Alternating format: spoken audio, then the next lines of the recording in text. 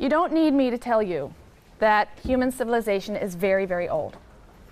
Nevertheless, our knowledge of the earliest stages of human civilization were quite limited for many centuries. That is, until the great archaeological discoveries of the 19th and 20th centuries, which unearthed for us the great civilizations of the ancient Near East, of which I have drawn a remarkably lifelike map here on the board.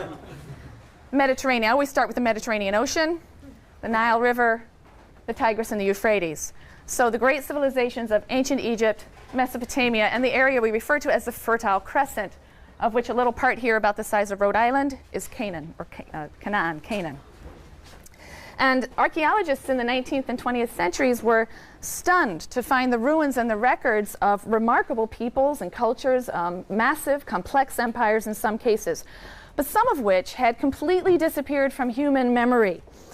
Their newly uncovered languages had been long forgotten. Their rich literary and legal texts were now undecipherable. That soon changed. But because of those discoveries, we are now in a position to appreciate the monumental achievements of these early civilizations, these earliest civilizations.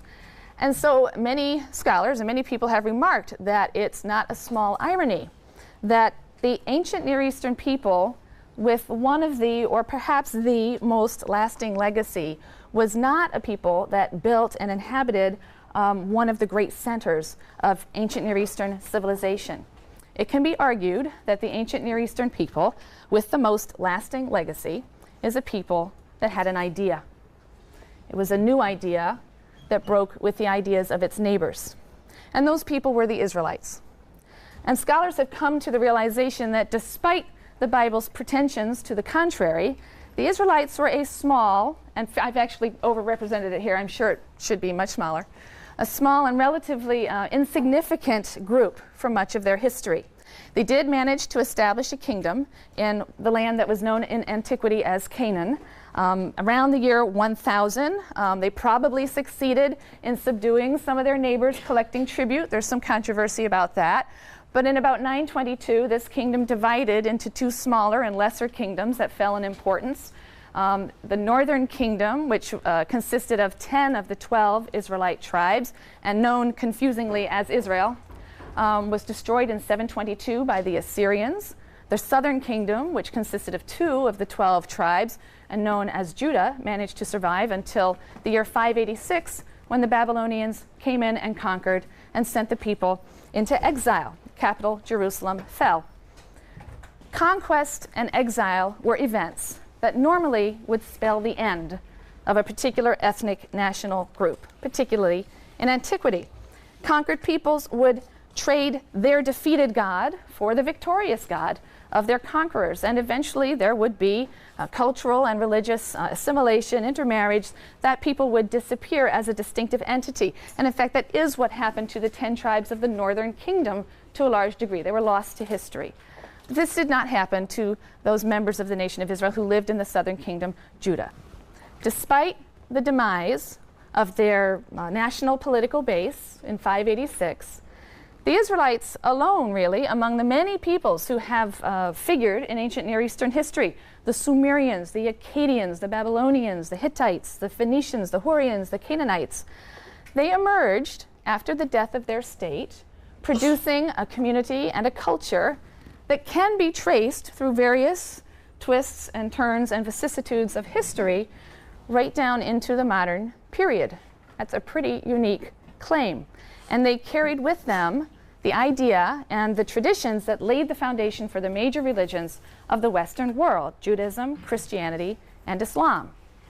So what is this radical new idea that shaped a culture and enabled its survival into later antiquity and really right into the present day in some form?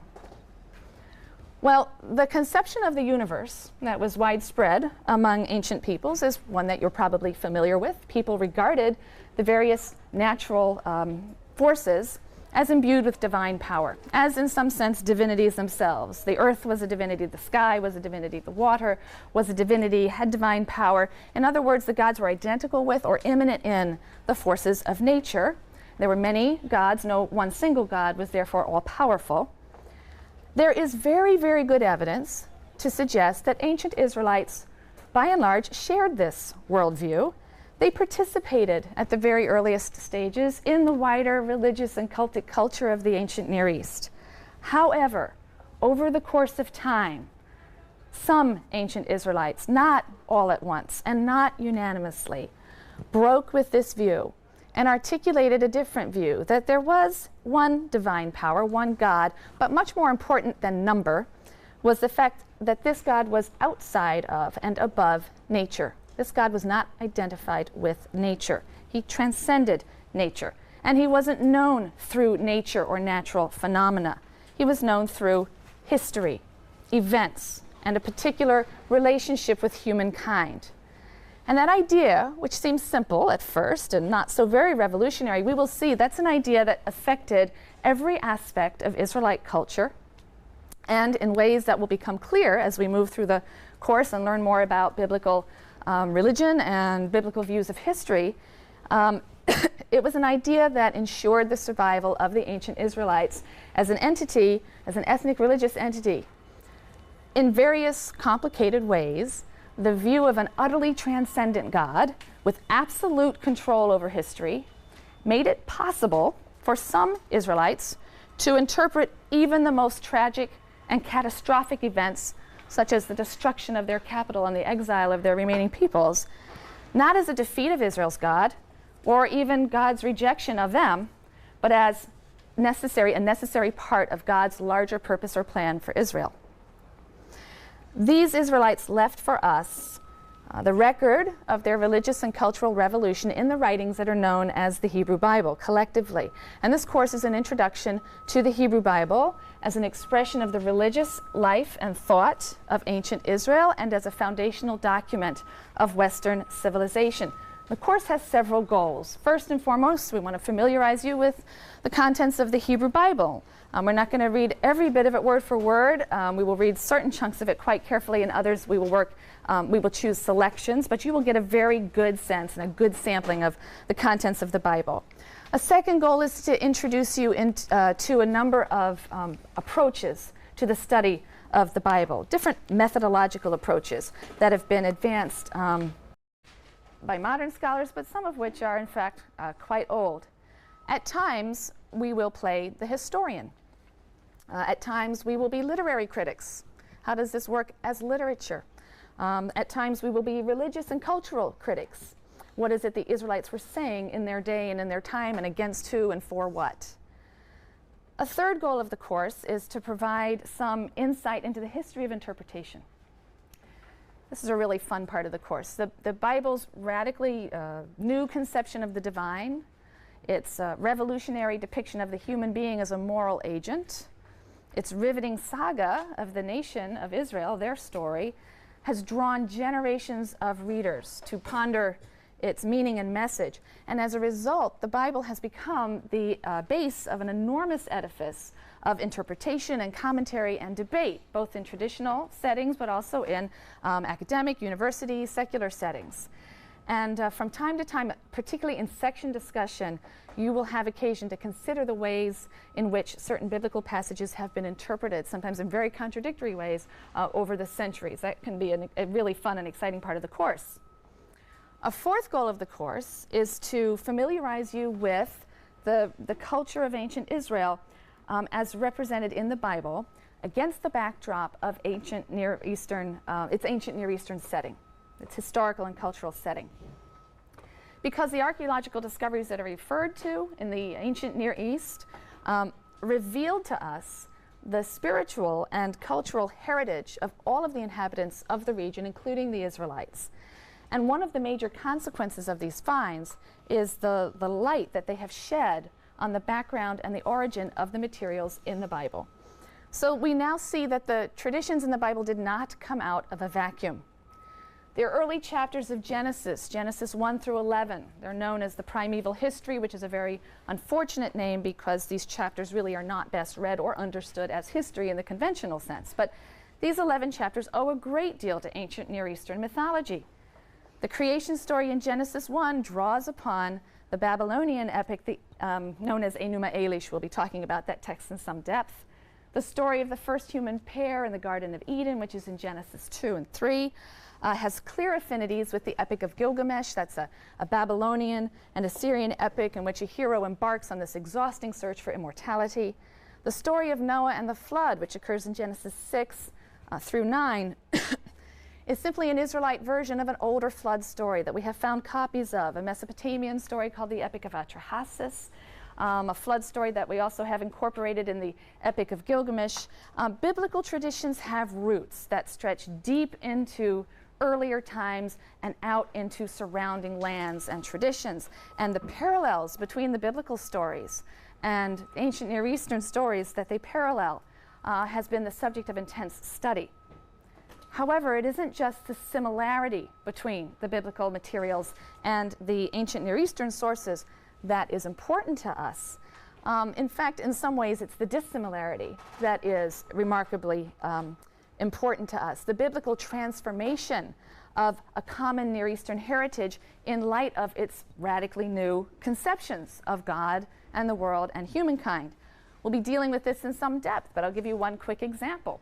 We have a Sumerian story from about the 3rd millennium BCE, right? Going back 3,000, 3rd millennium, 3000 BCE. It's a story of Ziusudra, and it's very similar to the Genesis flood story of Noah. In both of these stories, the Sumerian and the Israelite story, you have a flood that is the result of a deliberate divine decision. One individual is chosen to be rescued. That individual is given very specific instructions on building a boat. He's given instructions about who to bring on board. The flood comes and exterminates all living things. The boat comes to rest on a mountaintop. The hero sends out birds to reconnoiter the land. When he comes out of the ark, he offers a sacrifice to the god. The same narrative elements are in these two stories. It's just wonderful when you read them side by side. So what is of great significance, though, is not simply that the biblical writer is retelling a story that was clearly went around, everywhere in the ancient Mesopotamia. They were transforming the story so that it became a vehicle for the expression of their own values and their own views. In the Mesopotamian stories, for example, the gods act capriciously. The gods act on a whim. In fact, in one of the stories, the gods say, "Oh, people, they're so noisy, I can't sleep. Let's wipe them all out." Right? That's the rationale. There's no moral scruple. They destroy these helpless but stoic humans who are chafing under their tyrannical and unjust and uncaring rule. In the biblical story, when the Israelites told the story, they modified it. It's God's uncompromising ethical standards that lead him to bring the flood in an act of divine justice. He's punishing the evil corruption of human beings that he has so lovingly created and whose degradation he can't bear to witness. So it's saying something different. It's providing a very different message.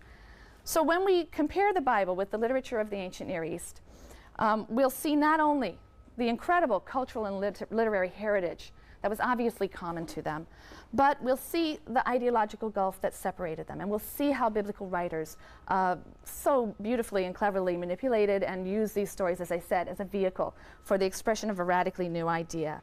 They drew upon these sources, but they blended and shaped them in a particular way.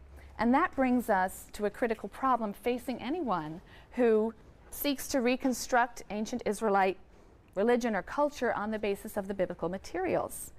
That problem is the conflicting perspective between the final editors of the text and some of the older sources that are incorporated into the Bible, some of the older sources that they were obviously drawing on. Those who were responsible for the final editing, the final forms of the texts, had a decidedly monotheistic perspective, ethical monotheistic perspective. And they attempted to impose that perspective on their older source materials. And for the most part, they were successful, but at times the result of their effort is a deeply conflicted, deeply ambiguous text. And again, that's going to be one of the most fun things for you as readers of this text, if you're alert to it, if you're ready to listen to the cacophony of voices that are within the text. In many respects, the Bible represents or expresses a basic discontent with the larger cultural milieu in which it was produced. And that's interesting for us because a lot of modern people have a tendency to think of the Bible as an emblem of conservatism, right? We tend to think of this as an old fuddy-duddy document. It's outdated, has outdated ideas. And I think the challenge of this course is that you read the Bible with fresh eyes so that you can appreciate it for what it was, and in many ways what it continues to be, a revolutionary cultural critique. We can read the Bible with fresh and appreciative eyes only if we first acknowledge and set aside some of our presuppositions about the Bible. It's really impossible, in fact, that you not have some opinions about this work, because it's an intimate part of our culture. So even if you've never opened it or read it yourselves, I bet you can cite me a line or two, an eye for an eye, a tooth for a tooth, and I bet you don't really know what it means. The poor will always be with you. I'm sure you don't really know what that means. These are things and phrases that we hear, and they create within us a certain impression of the biblical text and how it functions. Verses are quoted, they're alluded to, whether to be championed and valorized or whether to be lampooned and pilloried, but we can feel that we have a rough idea of the Bible and a rough idea of its outlook, when in fact what we really have are popular misconceptions that come from the way in which the Bible's been used or misused. Most of our cherished presuppositions about the Bible are based on astonishing claims that others have made on behalf of the Bible, claims that the Bible has not made on behalf of itself. So before we proceed, I need to ask you to set aside, for the purposes of this course, some of the more common myths about the Bible. I have a little list here for you. The first is the idea that the Bible's a book. It's not a book. We'll get rid of that one. Okay, the Bible is not a book. With all that implies, that it has a uniform style and a message and a single author, the sorts of things we think of when we think in a conventional sense of the word book. It's a library, right? It's an anthology of writings or books written and edited over an extensive period of time by people in very different situations, responding to very different issues and stimuli, some political, some historical, some philosophical, some religious, some moral. There are many types or genres of material in the Bible. There's narratives, wonderful narrative stories. There's all kinds of law. There are cultic and ritual texts that prescribe how some ceremony is supposed to be performed. There are records of the messages of prophets. There's lyric poetry. There's love poetry. There are proverbs. There are psalms of thanksgiving and lament. So there's a tremendous variety of material in this library. And it follows from the fact that it's not a book, but an anthology of diverse works, that it's not an ideological monolith. And this is something a lot of students struggle with. Each book or strand of tradition within a book, within the biblical collection, sounds its own distinctive note in the symphony of reflection that is the Bible. Genesis is concerned to account for the origin of things and wrestles with the existence of evil, the existence of idolatry, and suffering in a world that's created by a good God. The priestly texts in Leviticus and Numbers emphasize the sanctity of all life and the ideal of holiness and ethical and ritual purity. There are odes to human reason and learning and endeavor in the wisdom book of Proverbs. Ecclesiastes reads like an existentialist writing from the 20th century. It scoffs at the vanity of all things, including wisdom, and espouses a kind of positive existentialism. The Psalms are very individual writings that focus on individual piety and love and worship of God. Job, possibly the greatest book of the Bible. I won't give away my preferences there. Challenges conventional religious piety and arrives at the bittersweet conclusion that there is no justice in this world or any other, but that nonetheless we're not excused from the thankless and perhaps ultimately meaningless task of righteous living. One of the most wonderful and fortuitous facts of history is that later Jewish communities chose to put all this stuff in this collection we call the Bible. They chose to include all of these dissonant voices together. They didn't strive to reconcile the conflicts, nor should we. They didn't, we shouldn't. Each book, each writer, each voice reflects another thread in the rich tapestry of human experience, human response to life and its puzzles, human reflection on the sublime and the depraved. And that leads me to my second point, which is that biblical narratives are not pious parables about saints, okay? Not pious tales. They're psychologically real literature about very real and realistic people and life situations. They're not stories about pious people whose actions are always exemplary and whose lives should be models for our own, despite what Sunday school curricula will often turn them into, right? And despite what they would have us believe. There is a genre of literature that details the lives of saints, hagiography, but that came later and is largely something we find in the Christian era. It's not found in the Bible. The Bible abounds with human, not superhuman beings, and their behavior can be scandalous. It can be violent, it can be rebellious, outrageous, lewd, vicious, but at the same time, like real people, they can turn around and act in a way that is loyal and true, above and beyond the call of duty. They can change, they can grow. But it's interesting to me that there are many people who, when they open the Bible for the first time, they close it in shock and disgust. Jacob is a deceiver. Joseph is an arrogant, spoiled brat. Judah reneges on his obligations to his daughter-in-law and goes off and sleeps with a prostitute. Who are these people? Why are they in the Bible? And the shock comes from the expectation that the heroes of the Bible are somehow being held up as perfect people. That's just not a claim that's made by the Bible itself. So biblical characters are real people with real, compelling moral conflicts and ambitions and desires, and they can act short-sightedly and selfishly, but they can also, like real people, learn and grow and change. And if we work too hard and too quickly to vindicate biblical characters just because they're in the Bible, then we miss all the good stuff. We miss all of the moral sophistication, the deep psychological insights that have made these stories of such timeless interest. So read it like you would read any good book with a really good author who knows how to make some really interesting characters. Thirdly, the Bible's not for children. I have a 12-year-old and 8-year-old. I won't let him read it. I won't let it read it. Those Bible stories for children books, they scare me. They really scare me. It's not suitable for children. The subject matter in the Bible is very adult, particularly the narrative texts. There are episodes of treachery and incest and murder and rape, and the Bible is not for naive optimists.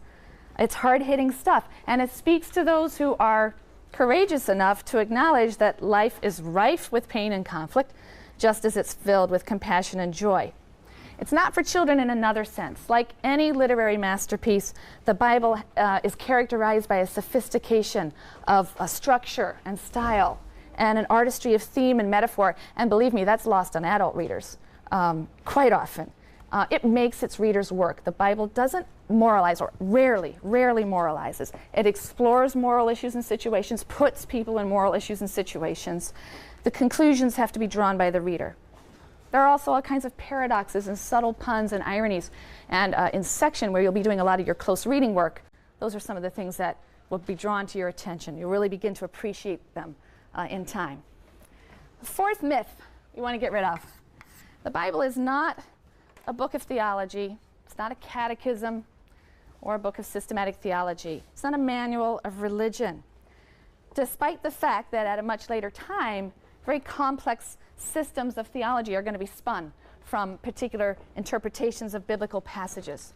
You know, there's nothing in the Bible that really corresponds to prevailing modern Western notions of religion, what we call religion. And indeed, there's no word for religion in the language of biblical Hebrew. There just isn't a word religion. With the rise of Christianity, Western religion came to be defined, to a large degree, by the confession of, or the intellectual assent to, certain doctrinal points of belief. Religion became defined primarily as a set of beliefs, a catechism of beliefs or truths that required your assent, what I think of as the catechism kind of notion of religion. That's entirely alien to the world of the Bible. It's clear that in biblical times and in the ancient Near East generally, religion wasn't a set of doctrines that you ascribed to, right? To become an Israelite, later on a Jew, the word Jew isn't something we can really historically use until about this time. So most of our period we're going to be talking about the ancient Israelites.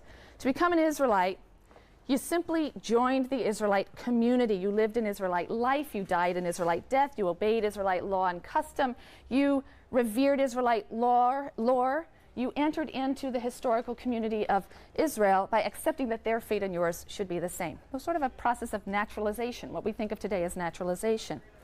So the Hebrew Bible just isn't a theological textbook. It contains a lot of narratives, and its narrative materials are an account of the odyssey of a people, the nation of Israel. They're not an account of the divine, which is what theology means, an account of the divine. However, having said this, I should add that although the Bible doesn't contain formal statements of religious belief or systematic theology, it treats issues, many moral issues and some existential issues, that are central to the later discipline of theology. But it treats them very differently. Its treatment of these issues is indirect, it's implicit. It uses the language of story and song and poetry and paradox and metaphor. It uses a language and a style that's very far from the language and style of later philosophy and abstract theology. Finally, on our myth count, I would point out, well, I don't really need to cross this out. This is something to discuss. I would point out that the Bible was formulated and assembled and edited and modified and censored and transmitted, first orally and then in writing, by human beings. The Bible itself doesn't claim to have been written by God. That belief is a religious doctrine of a much later age, and even then one wonders how literally it was meant. It's interesting to go back and look at some of the earliest claims about the origin of the biblical text. Similarly, the so-called 5 books of Moses, Genesis, Exodus, Leviticus, Numbers, Deuteronomy, the first 5 books we call the Pentateuch of Moses, nowhere claim to have been written in their entirety by Moses. That's not something they say themselves. Some laws in Exodus, the Book of the Covenant, a few things, yes, it says Moses wrote those down, but not the whole 5 books that traditions later will ascribe to him. The Bible clearly had many contributors over many centuries, and the individual styles and concerns of those writers, their political and religious motivations, betray themselves frequently. I leave aside here the question of divine inspiration, which is an article of faith. In many biblical religions, it's no doubt an article of faith for people in this very room. But there is no basic incompatibility between believing on faith in the divine inspiration of the Bible and acknowledging the role that human beings have played in the actual formulation and editing and transmission and preservation of that same Bible. And since this is a university course and not perhaps a theological course or within a theological setting, it's really only the latter, the demonstrably human component, that will concern us. It's very easy for me to assert that our interest in the Hebrew Bible will be centered on the culture and the history and the literature and the religious thought of ancient Israel in all of its diversity, rather than questions of faith and theology. But the fact remains that the document is the basis for the religious faith of many millions of people, and some of them are here now. It is inevitable that you will bring what you learn in this course into dialogue with your own personal religious beliefs. And for some of you, I hope all of you, that will be enriching and exciting. For some of you, it may be difficult. I know that. And I want you to rest assured that no one in this course wishes to undermine or malign religious faith any more than they wish to promote or proselytize for religious faith. Religious faith simply isn't the topic of this course. The rich history and literature and religious thought of ancient Israel as preserved for us over millennia in the pages of this remarkable volume, that is our topic. And so our approach is going to be necessarily academic. And especially given the diversity of people in this room, that's really all that it can be, so that we have common ground and common goals for our discussions. But it has been my experience that from time to time, students will raise a question or ask a question that is prompted by a commitment, a prior commitment to an article of faith. Sometimes they're not even aware that that's what they're doing. And I want you to understand that on those occasions, I'll most likely respond by inviting you to consider the article of faith that lies behind that question, and it's creating that particular problem for you. I'm not going to be drawn into a philosophical or theological debate over the merits of that belief, but I'll simply point out how or why that belief might be making it difficult for you to read or accept what the text is actually and not ideally saying, and leave you to think about that. And I see those as wonderful learning opportunities for the class. Those are in no way a problem for me. All right, so let's give a few sort of necessary facts and figures now about the Bible, and then I need to talk a little bit about the organization of the course. So those are the last 2 things we really need to do. An overview of the structure of the Bible. So you have a couple of handouts that should help you here. So the Bible is this assemblage of books and writings dating from approximately 1000 BCE. We're going to hear very diverse opinions about how far back this stuff dates, down to the 2nd century. The last book within the Hebrew Bible was written in the 160s BCE. Some of these books, which we think are roughly from a certain date, they will contain narrative snippets or legal materials or traditions, oral traditions that may even date back or stretch back further in time. And they were perhaps transmitted orally and then ended up in these written forms. The Bible is written largely in Hebrew, hence the name Hebrew Bible. There are a few passages in Aramaic. So you have a handout that breaks down the 3 major components. It's the one that's written 2 columns per page, okay? We're going to talk in a minute about those 3 sections, so you want to have that handy. These writings have had a profound and lasting impact on 3 world religions: Judaism, Christianity, and Islam. For the Jewish communities who first compiled these writings in the pre-Christian era, the Bible was perhaps first and foremost a record of God's eternal covenant with the Jewish people. So Jews refer to the Bible as the Tanakh. It's the term you see up here. That should be also on that sheet. Tanakh, which is really the letters T, N, and Ch. And they put little A's in there to make it easy to pronounce, because it's hard to pronounce. So Tanakh, okay? And this is an acronym. The T stands for Torah, which is a word that means instruction or teaching. It's often translated law. I think that's a very poor translation. It means instruction, way, teaching. And that refers to the first 5 books that you see listed here, Genesis through Deuteronomy. The second division of the Bible is referred to as Nevi'im, which is the Hebrew word for prophets. The section of the prophets is divided really into 2 parts because there are 2 types of writing in the prophetic section of the Bible. The first, or former prophets, continues the kind of narrative prose account of the history of Israel, focusing on the activities of Israel's prophets. All right? So the former prophets are narrative texts. The latter prophets are poetic and oracular writings that bear the name of the prophet to whom the writings are ascribed. You have the 3 major prophets, Isaiah, Jeremiah, and Ezekiel, and then the 12 minor prophets, which in the Hebrew Bible get counted together as one book, because a lot of those 12 are very small. Okay? The final section of the Bible is referred to as Ketuvim in Hebrew, which simply means writings, and that's probably about 50% of the Hebrew you're going to get in the whole course. So please don't be scared. I've got 2 or 3 other terms that'll be useful along the way, but there's really no need to know Hebrew. I just want you to understand why Tanakh is the word that's used to refer to the Bible. So the Ketuvim, or the writings, are really a miscellany. They contain works of various types. And the 3 parts correspond very roughly to the process of canonization or authoritativeness for the community. The Torah probably reached a fixed and authoritative status first, then the books of the prophets, and finally the writings. And probably by the end of the 1st century, all of this was organized in some way. If you look at the other handout, you'll see, however, that any course on the Bible is going to run immediately into the problem of defining the object of study, because different Bibles served different communities over the centuries. One of the earliest translations of the Hebrew Bible was a translation into Greek, known as the Septuagint. It was written for the benefit, it was translated for the benefit of Jews who lived in Alexandria, Greek-speaking Jews who lived in Alexandria, Egypt, in the Hellenistic period, before, somewhere around the 3rd or 2nd century BCE. The translation has some divergences with the traditional Hebrew text of the Bible as we now have it, including the order of the books. And some of these things are charted for you on the chart that I've handed out. The Septuagint's rationale for ordering the books is temporal. They've clustered books, Genesis through Esther, which tell of things past.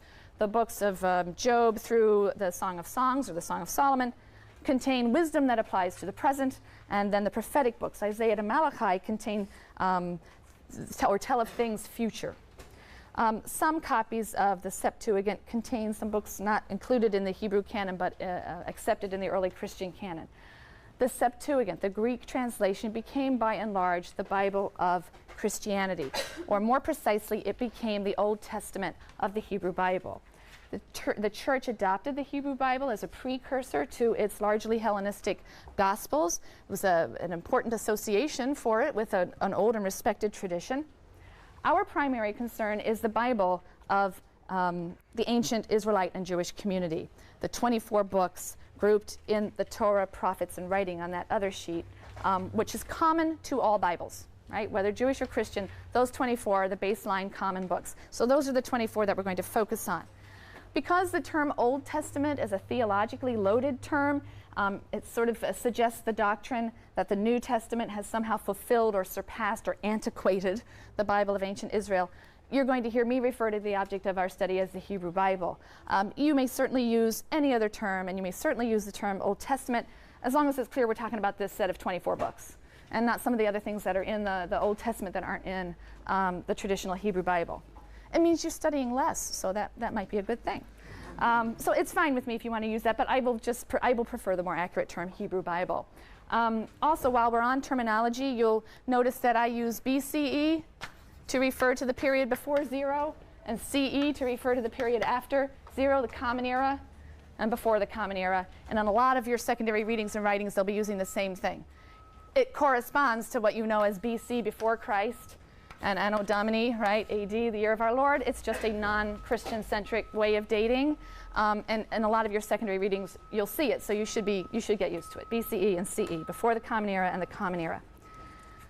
From earliest times, Christians made use of the Bible, but not always in Greek translation. And the Christian Old Testament contains some material not in the Hebrew Bible, as I've mentioned, and some of these works are referred to as the Apocrypha, so you will have heard that term. These are writings that were composed somewhere around here, sort of 200 BCE to 100 CE. They were widely used by Jews of the period. They simply weren't considered to be of the same status of the 24 books. I'm glad they pick up the garbage at 11:10 on Wednesday mornings.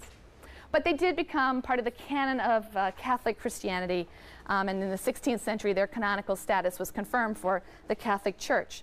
With the Renaissance and the Reformation, some Christians became interested in Hebrew versions of the Bible. They wanted to look at the Hebrew and not the Greek translation from the Hebrew. The Protestant Church denied canonical status to the books of the Apocrypha. They said they were important for pious instruction, but excluded them from their canon. There are also some works you may know of referred to as the pseudepigrapha. We'll talk about some of these things in a little more detail later. From roughly the same period, tend to be a little more apocalyptic in nature. And they were never part of the Jewish or the Catholic canon, but there are some Eastern Christian groups that have accepted them in their canon. The point I'm trying to make is that there are very many sacred canons out there that are cherished by very many religious communities, and they're all designated Bibles. So again, we're focusing on that core set of 24 books that are common to all Bibles everywhere, the 24 books of what would in fact be the Jewish Tanakh. Not only has there been variety regarding the scope of the biblical canon in different communities, but there's been some fluidity in the actual text itself. We don't, of course, have any original copies of these materials as they came off the pen of whoever it was who was writing them. And in fact, before the middle of the 20th century, our oldest manuscripts, fragments and manuscripts of the Bible dated to the year 900. That's an awful long distance, right, from the events they're talking about. And you got to think about that, right? You got to think about that and what it means and how were they transmitted and preserved without the means of technology, obviously, that we have today. And what was so exciting in the middle of the 20th century was the discovery of the Dead Sea Scrolls. I'm sure that you've heard of them. They brought about a dramatic change in the state of our knowledge of the Hebrew our Hebrew manuscript evidence. The Dead Sea Scrolls were found in caves in the Judean desert. We used to think they were a library of a sectarian community. Now I think they think it was a pottery factory or something. So maybe they were just shoved there by people fleeing the Roman conquest in 70. So that's up for grabs. But we have this really great collection of scrolls. And among them, we have found an almost complete copy of every book of the Bible. Almost complete copy of the book of Isaiah, and then partial or copies or fragments of all of the biblical books, except maybe Esther. Am I wrong about that? I don't think there's an Esther from Qumran. I think that's the only one. And some of them date back to the 4th and 3rd century. So do you understand now why everybody was so excited? Suddenly we have evidence 13 or 1400 years earlier that people were reading this stuff, and you know, by and large, it's a pretty constant textual tradition. Sure, there are differences. Sure, there are differences. We see that our manuscripts are not exactly like those fragments, but there is a remarkable degree, a high degree of correspondence, so that we really can speak of a relatively stable textual tradition, but still some fluidity. And that's going to be interesting for us to think about. There are many translations of the Bible, but I would like you to purchase for this course the Jewish Study Bible. So let me turn now to just some of the details, administrative, organizational details of the course, the secondary readings, and that we'll be using. I'm asking you to pick up the Jewish Study Bible, not only for the translation of the Tanakh, which is a very good translation, but because it contains wonderful scholarly articles in the back. It used to be, we had a course packet for this course that was 2 volumes, and now with the purchase of this, I've been able to really consolidate and consolidate the readings. They're really wonderful, great introductions to the individual books of the Bible, and so I think you will find that this will become like a Bible to you. Right. So you need to pick that up. It's at the Yale bookstore. I also would like you to pick up this paperback. It's not terribly expensive. We're going to be using it in the first few weeks, especially the Ancient Near East. The other readings, the secondary readings for the course, are all already online. I will be also making them available at Allegra for people who would like to just purchase them already printed out so you don't do it yourself. But I know some people really prefer to work online. So, and certainly for the first week of reading, you can get started because it is online. I don't think things will be available at Allegra's until probably tomorrow afternoon. The syllabus, as you can see, is a pretty thick syllabus, but it's divided into a schedule of lectures and then a schedule of readings. All right, so understand that there are 2 distinct things there. It's not just all the scheduled lectures. Last few pages are a schedule of the actual readings. And the assignment that you'll have for the weekend and for next week's lectures are the readings by Kaufman. I really, really need you to read that before the next class, and I want you to read it critically. Kaufman's ideas are important, but they're also overstated. And so they're going to be interesting for us. We're going to wrestle with his claims quite a bit during the course of the semester. The secondary readings are heavier at the beginning of the course when we are reading very small segments of biblical text. That will shift, right? Towards the end of the course, you're going to be reading, you know, a couple of books in the Bible and maybe a 10-page article of secondary reading. So it's front-loaded with secondary readings. So you'll want to get started on the Kaufman, because for the first few weeks, it's quite a bit of secondary reading, but we're covering just a few chapters of Bible each time in the first few weeks. Sections. We're going to be doing this online registration thing that I've never done before, so I hope it works. We do have 3 teaching fellows for this course. I hope that will be sufficient. Actually, if the teaching fellows could stand up so people could at least recognize you, that would be wonderful. If anyone wants to volunteer, we could have a 4th. Okay, so we have 2 in the back there. We have Tudor Sala raising his hand and Svi Novik here. They will be running regular discussion sections. And then Christine Garraway will be running a writing requirement section. I don't think that was listed in the Blue Book, but it should have been listed online, that it is possible to fulfill your writing skills requirement through this course. So Christine will be running that. We will bring on Monday, so please have your schedules as well formed as they are. On Monday, we will put up times and we will take a straw poll to figure out if we can accommodate everybody within the times. One more extremely important announcement. It's on your syllabus, but I want to underline it even more than it is already underlined and bold-faced. I want to underline the importance of the section discussions in this course. In fact, it's really wrong to call them section discussions. It sounds like you're discussing the lectures and the readings, and you're really not. The section discussions are a complement to the lectures. What I mean is, this is an awfully big thing to spend just 1 semester studying, and I can't do it all. And in my lectures, I'll be trying to set broad themes and patterns and describe what's going on. But I want you to have the experience of actually sitting and reading chunks of text and struggling with that and understanding the history of interpretation of passages and how so many of important things have happened historically because of people's efforts to understand this text. So in sections, a large part of the focus in section will be on specific passages, reading and struggling with the text, the kind of thing I can't do in lecture. This is important because your final paper assignment will be a paper, an exercise in exegesis, in interpretation. The skills that you will need for that paper, I'm fairly certain, are not things that you would have acquired in high school, and if we have some upperclassmen, I don't know, but maybe not even some upperclassmen will have acquired here yet. Exegesis is a very particular kind of skill, and the teaching fellows will be introducing you to methods of exegesis.